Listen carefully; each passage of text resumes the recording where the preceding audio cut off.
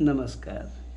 कथा सरित सागर रे सुंदर वचन कहुई जहा सार्वजनीन सत्य कथा उपरे परिवेशित। जदि जड़े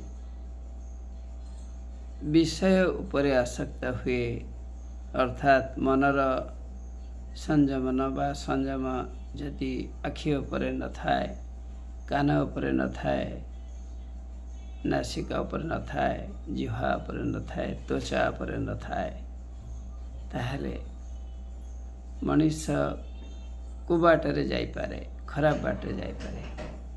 जदि खराब बाटरे पंच ज्ञानेन्द्रिय जाती ताहले मनुष्य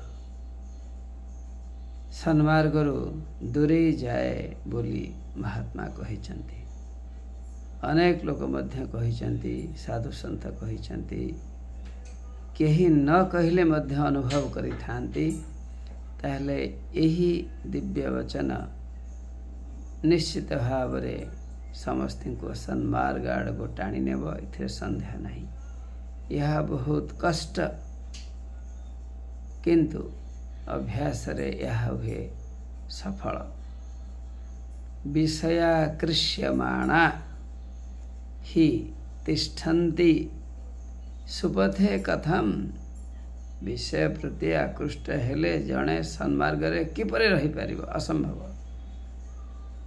तेणु सन्मार्ग रे जीवा, यही कथा कही मु विरति नउची। नमस्कार।